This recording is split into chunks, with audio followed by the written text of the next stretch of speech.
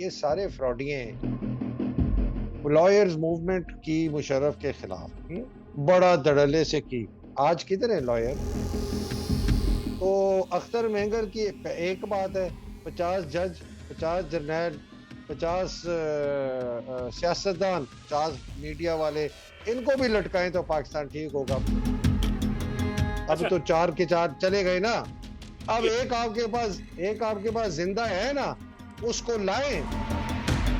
देखता हूं कितने जज हैं इस वक्त इस्लामाबाद हाई कोर्ट में, सुप्रीम कोर्ट में, जो कि कहीं इस आदमी ने मुल्क के साथ गद्दारी की है। ये आर्टिकल 6 है। ये इमरान खान को खुदा की कसम इसको दुआ दो। ये मैं आपको बताता हूँ, ये इतना जबरदस्त आदमी आपको मिला है। अस्सलाम वालेकुम जी, आप सियासत 2 पी के देख रहे हैं। सोहराब बरकत आपसे मुखातिब है। हैदर मेहदी साहब हमारे साथ मौजूद हैं। सर हैदर, अस्सलाम वालेकुम। वालेकुम अस्सलाम सर, आप कैसे हैं? I am good, fine, thank you so much. अच्छा, हैदर साहब, सबसे पहले ये बताएं कि जनरल मुशर्रफ साहब का इंतकाल हुआ है, और जनरल मुशर्रफ साहब ज़ाहिर है एक तारीख है, और एक बड़ी क्रिटिकल तारीख, एक क्रिटिकल एनालिसिस भी उनके इस इंतकाल पर हो रहा है। जस्टिस वकार सेठ, जिनका इंतकाल हो गया था कोरोना के दौरान, उनका एक फैसला भी उनके हवाले से है। तो जनरल साहब के दौर को, जनरल साहब के दौर से पहले को, और फिर वकार सेठ साहब के फैसले को सामने रखते हुए आपका क्या तजिया है? बिस्मिल्लाहिर्रहमानिर्रहीम। वक़ार बहुत सबसे पहले इन्ना लिल्लाहि व इन्ना इलैहि राजिऊन। सबसे पहले जो बहुत मुश्किल होता है एक आदमी के मुतालिक एक ऑब्जेक्टिव तजिया करना, जिसके साथ आपके ज़ाती मरासिम हो, और मेरे जनरल मुशर्रफ के साथ बहुत करीबी ज़ाती मरासिम थे, ख़ास तौर पे जब वो प्रेसिडेंट नहीं थे उसके बाद। और मेरी बड़ी, लेकिन एक मुझे ज़ाती हैट पहननी पड़ती है और एक मुझे जो है मेरी एनालिस्ट की हैट पहननी पड़ती है, तो मुझे दोनों को I have to do justice. लेकिन जनरल मुशर्रफ बाजवा की तरह ना गद्दार नहीं थे, ये मैं आपको बता दूं। General Musharraf was an out and out patriot. और ये बड़ी अजीब बात है कि दोनों जर्नैल हमारे ज़िया और लोग बड़े मुझे कहते हैं आप इस तरह, मैं कहता हूँ देखो, यू हैव टू से रियलिटी, कि आप क्यों कहते हैं। मैंने कहा हालांकि मैं ज़िया की सख्त मार्शल लॉ के खिलाफ और जनरल मुशर्रफ के मार्शल लॉ के भी खिलाफ था, और मेरी उनसे 2008 में मैंने डॉन में एक आर्टिकल लिखा था साथ में, जिसकी वजह से हमने को 5-6 साल हमारी बातचीत बंद हो गई थी। उनको बहुत गुस्सा आया था मेरे ऊपर जब ये लॉयर्स मूवमेंट थी, तो मैंने कहा था कि ये जैक बूटेड फैसिज्म चल रही। लेकिन जनरल मुशर्रफ और जनरल ज़िया दोनों इतना धड़ल्ले से दिफा करते थे पाकिस्तान का और मुस्लिम उम्मा का, इनसे बेहतर मैंने किसी को नहीं देखा अदर देन इमरान खान, ठीक है ना? तो थे मिलिट्री डिक्टेटर्स, आइन इन्होंने तोड़ा, फौज को उन्होंने तक़वियत दी।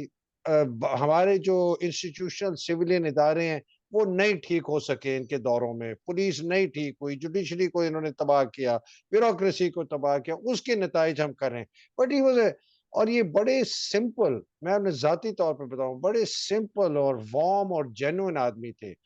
गलतियाँ बहुत करते थे, लोगों की बातों में बहुत आते थे। लोग इनको, मैंने इनसे पूछा, आपने बड़े गलत फैसले किए थे, शौकत अज़ीज़ को रखा, तारिक अज़ीज़ को रखा और लोगों को रखा। कहते हैं हाँ, हाइंडसाइट से अब पता चलता है कि मैंने क्यानी का भी नाम लिया, तो क्यानी के ऊपर उन्होंने कमेंट करने से गुरेज़ किया। वो बहुत डिटेल्ड, आई थिंक उसके अंदर Musharraf the man is completely in front of people. मैंने बहुत डिटेल्ड उसमें सवाल किए थे। तो मैं, मेरी ज़ाती तौर पर उनके ऊपर बहुत एहसान है सोहराब। हमारे वालिद साहब को बैन कर दिया था फ़ौज के किसी भी यूनिट में या इदारे में जाने से जनरल ज़िया के ज़माने से। चूँकि वो भी बड़ा खुल के बात करते थे, और वो कहते थे कि इंक्वायरीज़ होनी चाहिए 65 की जंग में, 71 की जंग में, वग़ैरह-वग़ैरह। जब जनरल साहब बने हैं प्रेसिडेंट, इन्होंने उस बैन को रिमूव करवाया और इन्होंने एसएसजी को कहा। आपको पता है मेरे वालिद साहब पहले ग्रुप कमांडर है एसएसजी के, उससे पहले लेफ्टिनेंट कर्नल्स होते थे। उन्होंने कहा ये तुम्हारा फादर ऑफ द एसएसजी है, तुमको शर्म आनी। तो खैर मेरे वालिद साहब को बुलाया गया, बड़ा बहुत-बहुत थे उस वक़्त। ब्रिगेडियर साहब कामरान थे, फिर उसके बाद फैसल थे जो कि शहीद कर दिए गए, फिर उसके बाद ये हारून असलम है, जिन्होंने आजकल बाय द वे मुझे ब्लॉक किया हुआ है, पता नहीं क्यों। सामने तो ये क्रिटिसाइज़ करते हैं और मुझे उन्होंने ब्लॉक कर दिया अपने ट्विटर पे, और पता नहीं कहाँ-कहाँ, ये अजीब किस्म की दोगलापना है। एनीवे, तो तो ये हमारा उन्होंने बड़ा ऑनर किया, उनको इनवाइट किया, ये बड़ा हमारा एहसान है। अच्छा और नहीं एक और मैं करता चलूं, मैं जनरल मुशर्रफ को जब मेरी वाज अ मेजर, मैं यूनिट में जब गया था तो मैं सेकंड लेफ्टिनेंट था, तो मेरी तब इनसे सबसे पहले मुलाकात हुई। हमारे ब्रिगेड के बीएम थे और बड़ा स्ट्रेट फॉरवर्ड, वेरी पर अच्छे आदमी। तो एक जात है एक इंसान की, एक उसकी फौजी नौकरी है, एक उसकी सियासी नौकरी नौकरी या सियासी पीरियड है, और उसके फैसले हैं। जनरल मुशर्रफ अनफॉर्चुनेटली पाकिस्तान के उस पीरियड में इन्होंने सदारत की पाकिस्तान की, और इस किस्म के फैसले किए जो पाकिस्तान को जिन्होंने बड़ा पाकिस्तान को बड़ा नुकसान पहुंचाया। ये सर, मेरा एक समरी है।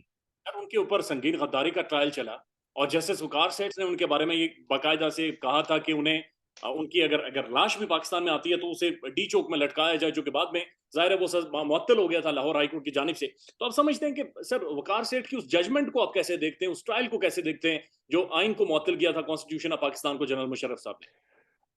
यू नो सोराब, आपने एक लफ्ज है ना, बड़के मारना। हाँ, ये हम बड़के बड़ी मारते हैं। अगर आपको इस तरह करना है ना कि और देखें, आइन तो मुअत्तल किया, उनको लीगल कवर मिला, जो कि मैं समझता हूँ गलत मिला। अगर हमारा सुप्रीम कोर्ट जिन्होंने आइन मुअत्तल किया था इनको ना करने दिए तो इस तक हमारी नौबत ही ना पहुंचती। अगर अयूब खान को उधर ही रोक लिया जाता ना, मुनीर ने, अगर याया को उसी वक्त रोक लिया जाता, अगर जिया को रोक लिया जाता, मुशर्रफ को रोक लिया जाता, ये सारे फ्रॉडिये हैं। ये सब मैं बताऊं सोराब, ये सब इस कत्ल में शामिल है, सारे के सारे इस कत्ल में शामिल है। लॉयर्स मूवमेंट की मुशर्रफ के खिलाफ, बड़ा धड़ल्ले से की। आज किधर है लॉयर? आपका आइन पामाल हो गया, बाजवा ने मुल्क को बेच दिया। इससे ज्यादा बड़ी बर्बरियत पाकिस्तान में, फैसिज्म कभी पहले नहीं थी, सबको पता है। भुट्टो के जमाने में भी इतनी नहीं थी। किधर हैं वो लॉयर्स? कहाँ वो निकलते हैं? ये सारे मुनाफिक हैं Sohrab, I am sorry to say, they are all Hippocrates. ये जब वक्त आता है खड़े होना का तब खड़े नहीं होते। जब हर चीज ठीक हो जाती है, धूप निकल आती है, बर्फ खत्म हो जाती है, ठंडी हवाएं खत्म हो जाती हैं, तो फिर ये मुसलमान बन जाते हैं। आज ही आज ही आ जाओ जी, ये बड़ा गलत था। और ये वकार सेठ, देखें, Waqar Seth may have had his views, and Waqar Seth may have said के हाँ जी, जो आइन की एब्रोगेशन है उसकी उसकी जजमेंट हो। मैं तो मेरा तो बड़ा सख्त इसके ऊपर मैंने आर्टिकल लिखा। मैंने क्या कहा है? मैंने कहा जिस तरह ओलिवर क्रॉमवेल के या खिलाफ जजमेंट आई थी, उसकी कबर खोद के उसके ढांचे को उन्होंने बिठाया कोर्ट के अंदर, और उसको गद्दार डिक्लेयर किया, और उसको फिर सजाए मौत दी गई। और कोई 3-4 साल तक लंदन ब्रिज या पता नहीं कौन सा ब्रिज है, उसके ढांचे को लटकाए रखा। वो एक दिन तूफान आया, वो गिर गया। अगर आपने करना है ना, वाकई आपने करना है, पाकिस्तान को ठीक करना है, तो अख्तर महंगर की एक बात है, 50 जज, 50 जर्नैल, 50 सियासतदान, और उसके बाद लोगों ने मुझे कहा कि जी 50 कारोबारी और 50 मौलवी और 50 मीडिया वाले, इनको भी लटकाएं तो पाकिस्तान ठीक होगा। But on a serious note, आप अगर ये करना चाहते हैं ना, आप कहें कि जी द पहला यूसर्वर था अयूब खान, अयूब खान को हम उसकी सिटीजनशिप से, अयूब, याया, जिया, मुशर्रफ, आप अगर करना चाहते, लेट से आ जाए ना आप मैदान में, तो आप जी कहें कि जी ये सारे के सारे गद्दार हैं, इन सब ने कॉन्स्टिट्यूशन एब्रोगेट किया, ये सब आर्टिकल 6 के तहत आना चाहिए। इन सब को हम सिटीजनशिप इनकी स्ट्रिप करते हैं, इनके सारे एजाज स्ट्रिप करते हैं, इनका नाम हम अपनी हिस्ट्री से निकालते हैं, इनके जितने भी हैं इनके ढांचे निकालें, उनको रखें, किसी मौलवी से फतवा लेंगे यार ये सही कर रहे हैं कि नहीं कर रहे हैं, उनको सजाए मौत दें और जाके दफना दें। अब अच्छा तो 4 के 4 चले गए ना। अब ये एक आपके पास जिंदा है ना, उसको लाएं, लाएं ना बाजवे को बिठाएं ना। वकार सेठ जैसे देखता हूं कितने जज हैं इस वक्त इस्लामाबाद हाई कोर्ट में, सुप्रीम कोर्ट में, जो कि कहीं इस आदमी ने मुल्क के साथ गद्दारी की है, ये आर्टिकल 6 है, ये इधर ही बैठा हुआ है, 6 मील दूर बैठा हुआ है हमारे साथ 40 कनाल के घर में, इसको निकाल के लाओ, इसको लटकाओ, देखता हूं मैं कौन करता है। और अच्छा ये सारे बोंगियां मारते हैं सौराब, शर्म आते हैं। मुनाफकत हमारी कौम का जो है ना सबसे बड़ा शेवा है। हैदर साहब एक एक एक यहाँ पर चीज ऐड कीजिएगा, जिस तरह से आपने जुडिशरी की बातचीत की, ज़ाहिर है आप जजेस के ऊपर भी बातचीत कर रहे हैं सर, इतनी बड़ी blatant human rights violations Pakistan में हो रही है, ब्लेटेंट सर, सरेआम नंगी सरेआम जो कुछ जो कर पा रहा है हो रहा है। अदालतें सर बोलती क्यों नहीं? ज़ाहिर है and at the end of the day लोगों ने इन्हीं अदालतों में जाना है, इन्हीं जजेस ने फैसला करना है। सर एक खामोशी नजर आ रही है, इसकी क्या वजह? खौफ, डर, कॉम्प्रोमाइज, करप्शन, स्पाइनलेसनेस, हजारों साल की जहनी गुलामी, ये सारा मिल के ना, ये पाकिस्तान की ये इमरान खान को खुदा की कसम इसको दुआ दो। ये मैं आपको बताता हूँ, ये इतना जबरदस्त आदमी आपको मिला है कि इस बंदे ने पिछले 8-10 साल में इस कौम की हजारों साल की गुलामी जहनियत को सौराब तब्दील कर दिया कि लोगों में इतनी अब जुर्रत हो गई है कि कम से कम वो बात तो करते हैं। पहले तो बात भी कोई नहीं करता था। उसने सारे लोगों को खोल के सबको एक्सपोज कर दिया। जुडिशरी डिसफंक्शनल सिस्टम है सौराब, पूरा पाकिस्तान डिसफंक्शनल है। मैं तो इसलिए न्यूक्लियर ऑप्शन की बात करता हूं कि अगर आपने इन इन निज़ाम को करना पड़ेगा, आपको एक्चुअली पूरा एक निज़ाम को साइड बिल्कुल उसको बम से फाड़ के। और न्यूक्लियर ऑप्शन इसलिए कहते हैं कि आपको ये जितने जजेस है ना सबको फायर करें। जितने जज जो जो 4, 8, 10 ठीक है जो आपको समझ है, सारों को निकाले, सबको निकाल के नए जज अपॉइंट करें, बहुत अच्छे अच्छे जज हैं। दिस सोसाइटी का रिफॉर्म इतना नागुजीर हो गया है, ये बिल्कुल डिसफंक्शनल सोसाइटी है। मैंने पिछली दफा आपको कहा था, मैं एक किताब पढ़ रहा हूँ मारिया रसा की, how to fight a dictator Philippines की। मैं जहां तक पहुंचा हूं मैं कांपता जा रहा हूँ। कॉरी अकीनो के खिलाफ, जो कि मार्कोस के बाद बनी थी प्रेसिडेंट, जिसके मियाँ को वो जहाज से नीचे उतर रहा था और रिटर्न कर रहा था, Aquino junior, Benito Aquino junior, उसको वहां सिक्योरिटी गार्ड ने सर पे गोली मार के फायर कर दिया। मार्कोस उस वक्त डिक्टेटर था, तो उसकी बीवी बन गई प्रेसिडेंट। उसके खिलाफ 7 अटेम्प्ट्स की मिलिट्री ने उसको करने के लिए। बड़ी लोगों ने वो उसी तरह हजारों लोग मारे गए फिलीपीन के। नतीजा आज क्या है? इसलिए कि उन्होंने निजाम नहीं चेंज कर सके। नतीजा आज क्या है कि फर्डिनेंड मार्कोस का बेटा, फिलीपीन का सबसे करप्ट आदमी, $10 बिलियन उसने चुराए हैं, उसका बेटा आज प्रेसिडेंट है। उस दिन से डरो जिस दिन मरियम तुम्हारी वजीर आजम बने। हमारी बिलावल भुट्टो, वो तो फॉरेन मिनिस्टर तक तो पहुंच गए। ये मुल्क तबाह बर्बाद खत्म हो जाएगा इन लोगों के आने से। ये सिस्टम को छोड़ने नहीं दे रहे हैं। ये फौज नहीं छोड़ने दे रही है सिस्टम को। ये जुडिशरी नहीं छोड़ने दे रही है इसको। ये जिस तरह बिच्छू और लीचेस की तरह ये चिपके हुए हैं कि अगर हमें उठाया तो हमारे खत्म। तो आप जो बात कर रहे हैं कि ये बिका हुआ है, ऑफ कोर्स बिका हुआ है। कैसे हो सकता है कि 75 साल का Swati Shahbaz Gill, ex prime minister, FIR नहीं लगा सकता? अरशद शरीफ का साफ केस है फैक्ट फाइंडिंग टीम का। Sorry, I know you want to ask a question. और चीज ऐड कीजिएगा। ये स्टेटमेंट सुनने के बाद I was like flabbergasted seriously. Maryam Nawaz Sharif साहब ये क्या कहना चाह रही हैं? वो ये कह रही हैं कि असल में 28 नवंबर यानी जिस दिन जनरल बाजवा साहब रिटायर्ड हुए हैं, उससे पहले तो हमारे पास हुकूमत ही कोई नहीं थी। हुकूमत तो हमारे पास उसके बाद आई है। तो इसका मतलब उनका ये था कि जनरल बाजवा साहब या उस वक्त की जो एस्टेब्लिशमेंट थी वो खान को तब तक सपोर्ट कर रही थी जब तक जनरल बाजवा साहब की रिटायरमेंट नहीं।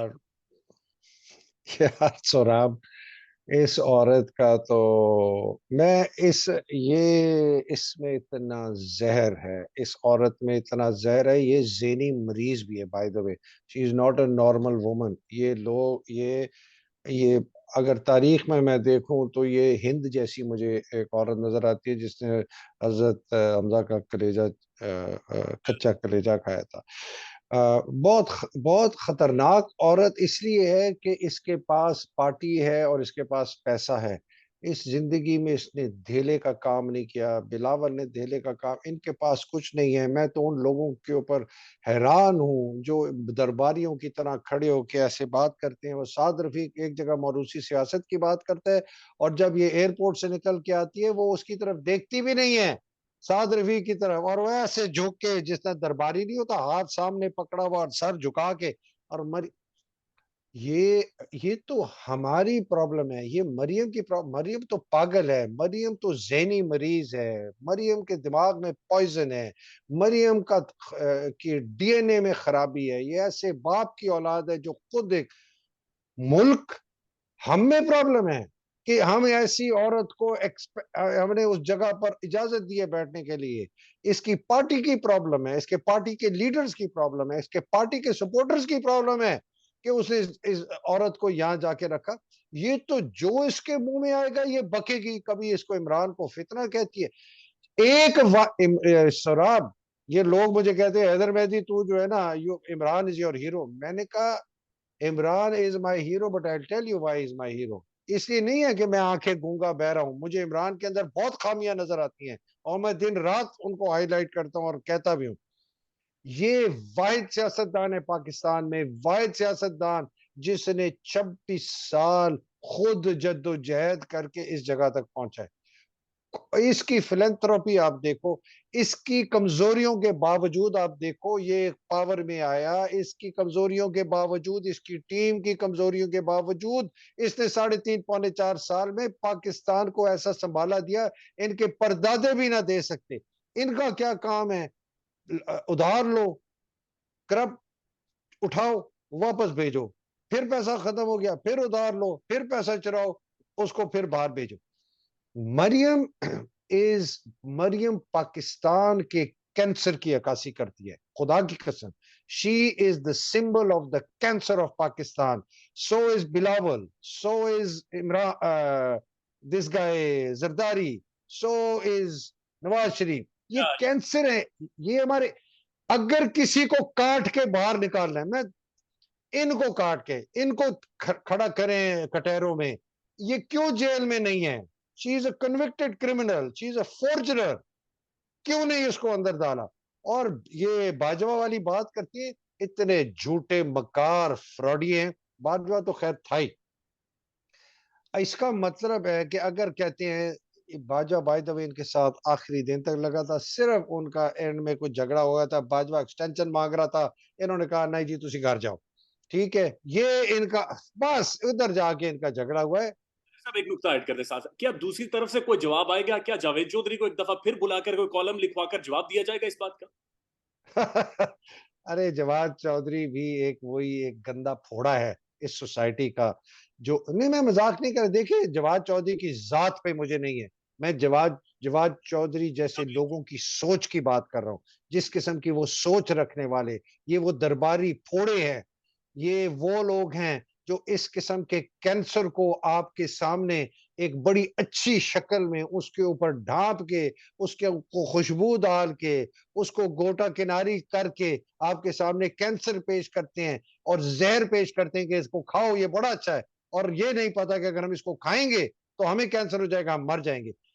जावेद चौधरी उस किस्म की सोच की, और ये हजारों साल से दरबारी इस किस्म के थे, ये हजारों साल से हैं।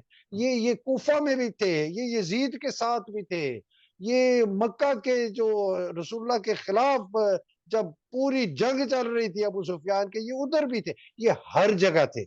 इन ये और होंगे, ये ता कयामत तक होंगे। ये अब्दुल्ला इब्ने उबै जैसे लोग हैं, ये मुनाफिक भी हैं, फायदा भी उठाना चाहते हैं, ऊपर से अपने आप के ऊपर बड़ा ये इंटेलेक्चुअलिज्म का है कि इन्होंने खौल ओढ़ा होता है। ये बहुत बड़े ये मरीज है। Pakistan is infected. पाकिस्तान में हर किस्म का कीड़ा मकोड़ा है। सबसे बड़ा कैंसर है मरियम, बिलावल, नवाज, शहबाज। उसके बाद छोटे कैंसर हैं, छोटे कीड़े मकोड़े हैं जो हमें खा रहे हैं, जिस तरह ये जावेद चौधरी और बाकी आपके मीडिया में और आपके जजेस हैं, police bureaucrat. One last question sir, आपने मीडिया के हवाले से बात की सर, टेरियन वाइट का केस चल रहा है इमरान खान के नाहले के हवाले से। सर केस तो चलेगा, लेकिन उसके ऊपर जाहिर है जो रिपोर्टिंग होगी, मीडिया जिस तरह से उसे आपके सामने रखेगा, जिस तरह से पाकिस्तान का प्राइम टेलीविजन मीडिया उसे बाकायदा से जकड़ कर उसे जिस तरह की रिपोर्टिंग करवाई जा रही है, उस केस को आप कैसे देख रहे हैं? और उसके ऊपर जो रिपोर्टिंग होगी उसका, उसके पीछे जहन साजी क्या है? देखो, रिपोर्टिंग के ऊपर तो सुराब आपको भी पता है, मुझे भी पता है कि कितना जिन लोगों ने मजे लेने हैं उसके ऊपर और उसको ट्विस्ट करना है और उसकी तरह उसको बेहुदा तरीके से पेश करना है। ओ यार, एक आदमी है, उसने इस मुल्क को जगा दिया, उसने इस मुल्क की जो गुलामाना ज़हनियत है उसको तब्दील किया, उसने इस मुल्क के यूथ को जगा दिया, उसने 4 अस्पताल बनाए, उसने यूनिवर्सिटियाँ बनाई, उसने एक धेले का पैसा की करप्शन नहीं किया आपने जितना किया। मैं टिरियन व्हाइट के केस के ऊपर कमेंट इसलिए नहीं कर रहा कि इसलिए नहीं मैं कह रहा कि वो ज़िम्मेदार है कि नहीं ज़िम्मेदार है। It is irrelevant. But the only relevance today is कि they want to use this कि इसको डिस्क्वालीफाई करें। कर दे डिस्क्वालीफाई, कर दे, देखें फिर क्या होता है। आप समझते हैं कि ये जो जनरल साहब हमारे 5 दिन के दौरे पे यूके गए हैं, 1 हफ्ते के दौरे पे गए थे सऊदी अरेबिया, इनको एक बाय द वे इनको बड़े लंबे लंबे दौरे करने का बड़ा शौक है, मैं हैरान हूँ। तो वो 5 दिन के लिए यूके गए हैं, वो भी करके देख ले जो उन्होंने करना है, इनके बाकी जर्नैल भी करके देख ले जो कुछ करना है। ये सोसाइटी जो आपने शुरू में बात की थी ना कि ये जजेस क्यों नहीं करे, ये मैं आपको बता रहा हूँ, मेरे से I am a student of history. मुझसे लोग कहते हैं मेरी साहब क्या होगा, मैंने कहा देखो टूटेगा। या तो ये तरीके से रिफॉर्म करे या नहीं करेगा तो टूटेगा, और जब टूटेगा तो फिर क्या होगा, ये फिर सारे लोग कान पकड़ के रखेंगे। ये आपने देखे जो आजकल मस्जिदें गिराई जा रही है अहमदी कम्युनिटी की, हर जगह तोड़ी, 2-3 जगह तोड़ी जा रही है, ऊपर से टीएलपी आ रहा है। ये एक और अब एक शोशा शुरू हो गया है। ये कैसे एकदम हुआ, कब से उन लोगों ने अपनी मस्जिदें बनाई हुई एकदम, मैंने पिछले 4 दिन में 3 मस्जिदों का सुना। सोशल मीडिया पे एकदम बातचीत चली है, टीएलपी वालों ने आगे उस पर शुरू कर दिया। ये बड़ा खतरनाक है। ये जो आप चीज देख रहे हैं ये डिलिबरेटली क्रिएट किया जा रहा है सौरभ। हमारे पास आखिरी 3 मिनट है सर, ये चीज आपसे जानना चाहूंगा कि सर मौजूदा एस्टेब्लिशमेंट को आपने देखा है, आपने फवाद चौधरी को भी देखा है, आप अभी शेख रशीद अहमद को भी देख रहे हैं, आप इसी दौरान एआरवाई के ऊपर भी एक हमला हुआ है, एआरवाई के ऊपर भी केसेस बनाए गए हैं उनके, जो कुछ एक जर्नलिस्टों के ऊपर और जो अथॉरिटीज है उनके ऊपर। तो आप हाउ यू सी कि पाकिस्तान की जो मौजूदा एस्टेब्लिशमेंट है उनकी सोच क्या है इस वक्त? सर मौजूदा एस्टेब्लिशमेंट जो है ना, मेरा जो नजर आ रहा है वो ये समझ रहे हैं कि ये इस मौजूदा हालात को काबू कर ले। अगर वो और इसी तरह पकड़ धकड़ करके इसको अंदर करो उसको अंदर करो खौफ दिलाओ तो हम इसको काबू कर लेंगे। This is there thinking. मेरी असेसमेंट इससे बिल्कुल बरक्स है। मेरी असेसमेंट ये है कि जितना ज्यादा ये करेंगे, जितना ज्यादा और ये प्रेशर डालेंगे, इमरान के ऊपर भी डालेंगे, जेर भलो तहरीक जो है उसके लिए उसके बाद भी कोई ये इस तरह करे, इसको डिस्क्वालीफाई करें, वो सिर्फ वो जो इनएविटेबल एंड आनी है ना, कत्लो गारत की, लॉलेसनेस की, एनार्की की, तोड़ फोड़ की, फूट की, और मैं बार बार कह रहा हूँ, हर दफा कहता हूँ, वो उसको तेज कर रहे हैं। अगर इनमें अकल हो, ये फेयर एंड फ्री इलेक्शन कराएं और जो भी इलेक्ट होता है उसको आने दें, मुल्क के अंदर इन्वेस्टर कॉन्फिडेंस को बढ़ाएं और ये आगे चलाएं, और इदारों का रिफॉर्म हो बशमूल फौज के। मैं इसलिए कहता हूं कि न्यूक्लियर ऑप्शन फौज में भी इस्तेमाल करना है। तो आपने इस्टेब्लिशमेंट की बात की तो मैं उससे आगे जाके कर रहा हूं कि अगर इस्टेब्लिशमेंट नहीं करेगी तो ये सिस्टम वैसे ही टूट जाएगा और फिर ये किसी के काबू में नहीं आने। सर जेल भरो तहरीक, वॉलंटियर्स की बात इमरान खान साहब ने की है, सर क्विक कमेंट कीजिएगा, और कितने एक वॉलंटियर्स आपकी असेसमेंट के मुताबिक, अंदाजे के मुताबिक, या फिर पॉपुलैरिटी? ये ऐसी है कि बोरी में गिनो चावल के दाने कितने। देखे ना, इमरान ने ना बड़ी जबरदस्त स्ट्रेटजी की। देखे इमरान, मैं पहले हर वक्त सराब आपको याद है मैंने कहा था इमरान कभी भी लोगों को आके बाहर लॉन्ग मार्च के पकड़ धकड़ तोड़ फोड़ के ऑर्डर नहीं करेगा, वो कानून में रह के करेगा, आइन में रह के। उसने ना 2 जगह उसने ये गॉन्टलेट है ना, वो कहते हैं कि वो अपना ग्लव जो होता है, पुराने जमाने में चैलेंज जब करते थे तो ग्लव फेंकते थे नीचे कि जी मैं आपको चैलेंज करता हूँ। उसने ना 2 लोगों को चैलेंज किया। उसने इस वक्त की एस्टेब्लिशमेंट, सिविल मिलिट्री एस्टेब्लिशमेंट को चैलेंज किया, और उसने अपने लोगों को भी चैलेंज किया कि अच्छा तुम आना चाहते थे सड़कों पे गोलियां खाने के लिए, तैयार हो, गोली नहीं खाओ, चलो आओ मुझे दिखाओ कितने तुम में से आते हैं जेल भरने के लिए। हाँ, तो ये दूध का दूध पानी का पानी हो जाएगा कि यार वो लोग इसके साथ हैं और ये जेल भरने के लिए तैयार हैं। अगर तैयार हैं, ओ जबरदस्त, उधर भी पता चल जाएगा इधर भी पता चल जाएगा। बड़ी रिस्की स्ट्रेटजी इसने की है, लेकिन मेरा ख्याल है this was the only way. और बाय द वे, ये आप पुराने जाए, नेल्सन मंडेला, महात्मा गांधी और ये इस तरह के लोग हैं, ये नॉन वायलेंट सिविल डिसोबीडियंस का सबसे अहम एक बड़ा मेजर ये ब्लैक राइट्स के लिए इन अमेरिका एग्जैक्टली ये था, जेलें भर दो, जेलें भर दो। तो जेलें भर दे, देखते हैं इंशाल्लाह क्या होता हैदर है। साहब इमरान, हमें यार सुराब, मैं आपको देखता हूँ यंग मैन, और मैं देखता हूँ जिस तरह लोग भाग रहे हैं पाकिस्तान से, मेरा दिल टूटता है कि ये आदमी अगर ये रह जाता, जितनी इसमें खामियां थी, हाँ हमें पता है कि इसके अंदर बहुत खामियां, और इसको हमें एड्रेस करना चाहिए, इसकी डिसीजन मेकिंग, इसकी ability to project manage, organisational तक, लेकिन यार इसके बावजूद ये कर गया। इसको आने दें खुदा के लिए, इसकी जो कमजोरियां उसको काबू करने के हमें अपॉर्चुनिटी दें, कि आप जैसे लोग और यंगस्टर जो पाकिस्तान में हैं वो पाकिस्तान में रहें। ये जो ब्रेन ड्रेन हुआ है, ये ये हमें 1980 77 से पहले, ये भुट्टो की जो नेशनलाइजेशन है ना, ये उससे बड़ा नुकसान हुआ है पाकिस्तान को। उस no doubt in that. Haider साहब बहुत शुक्रिया आपका वक्त देने का।